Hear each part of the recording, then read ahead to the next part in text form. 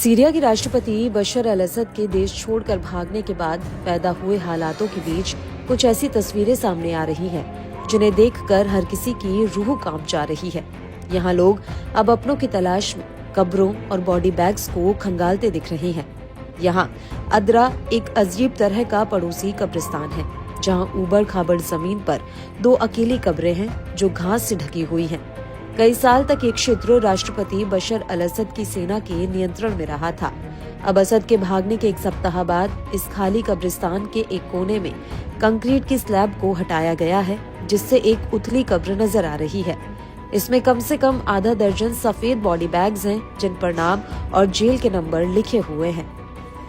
अपनों की तलाश करते लोगों ने जब बैग खोला तो हर बैग में एक इंसानी खोपड़ी और हड्डियां दिखी।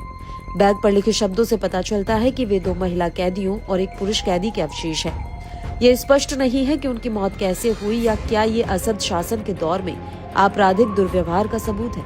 असद के पतन ने उन परिवारों में उम्मीद की किरण ला दी है जो दशकों से अपने प्रियजनों के बारे में जानने के लिए किसी सुविधा की तलाश में थे।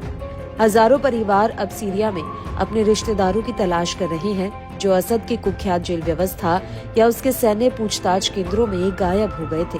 ये जगह कभी असद और विद्रोही बलों के बीच एक महत्वपूर्ण बफर जोन हुआ करती थी, जो अब वीरान हो चुकी है। यहाँ रनवे पर फेंके गए सैनिकों के जूते बिखरे पड़े हैं और जमीन पर एक जिंदा रॉकेट पड़ा है। इन सब के अलावा सीरिया में पूर्व राष्ट्रपति बशर अल असद के शासन के खात्मे के बाद जिस जगह लोग सबसे पहले पहुंच रहे हैं वह है सैद नया जेल। अपनों की तलाश में सीरिया के कोने कोने से हजारों की संख्या में लोग इस खौफनाक जेल में पहुंच रहे हैं, जो अपनी भयावहता के लिए इतनी बदनाम जगह थी कि इसे लंबे समय तक कत्लगाह के रूप में जाना जाता था। बीते 2 दिनों से ये लोग दमिश्क के बाहर स्थित गुप्त विशाल जेल में वर्षों या दशकों पहले गायब हुए अपने प्रियजनों की मौजूदगी के निशान तलाशने के लिए इस जेल में उमड़ रहे हैं। लेकिन सोमवार को उम्मीद की जगह निराशा ने ले ली। लोगों ने गलियारों में लगे लोहे के भारी दरवाजे खोले और पाया कि अंदर की कोठरियां खाली थी। हथौड़ों, फाफड़ों और ड्रिल की मदद से लोगों ने फर्श और दीवारों में छेद कर दिए। वे उन चीजों की तलाश कर रहे थे जो उन्हें लगता था कि वे गुप्त काल कोठरी में छुपे हैं। वे ऐसी आवाजों का पीछा कर रहे थे जो उन्हें लगता था कि उन्होंने जमीन के नीचे से सुनी है।